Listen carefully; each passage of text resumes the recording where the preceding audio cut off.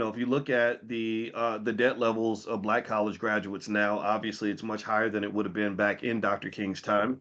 Back in Dr. King's time, if a man or a woman wanted to succeed, they would go out maybe and start a business. They go buy some property. They go out and or get a good job and save their money. My grandma was in her 30s when Dr. King was here, and my grandma was not a person who ever believed that it made sense to go borrow $100,000 to get a college degree. My grandmother was the person who would take her money and she would give 10% to the Lord at church. She would put 10% in her savings, and then even the rest of that, and then she'd go pay her bills, and then even whatever's left, she would save that too. So really, it's kind of satirical, and I wasn't thinking that deeply about this when I made this video. Was testing the software. I thought it was kind of funny, but really, it speaks to, in my opinion, if you really want to sort of take that student loan topic and tie it to Dr. King, the question is, what is the dream? What was Dr. King's dream? Was it the right dream? I don't think it was the right dream because even he said it wasn't the right dream. Even he talked about integrating into a burning house.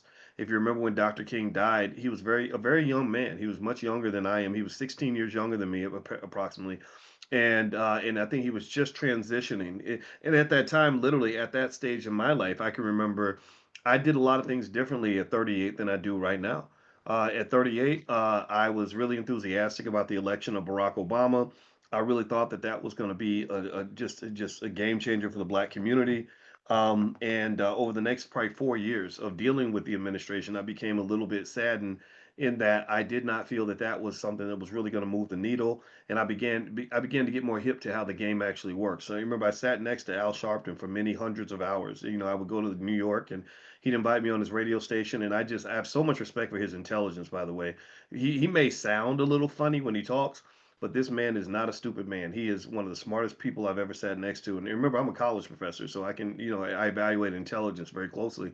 And he remembered everybody's name. He could remember all these relationships, and he would tell the best stories. He was the most amazing storyteller ever.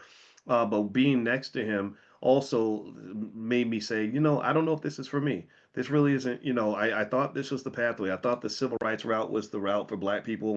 And I remember just seeing that it felt like there was a game being played. Like there was kind of some sort of manipulation happening, almost as if it's like, or, the goal is to manage Black people and not really to elevate the masses. And maybe it's just, giving up and just saying, there's no way we can elevate everybody. It's too hard, right? So you've got the boule and the elite, and they get opportunities, right? They get to hang out next to the politicians and they get the nice fancy jobs.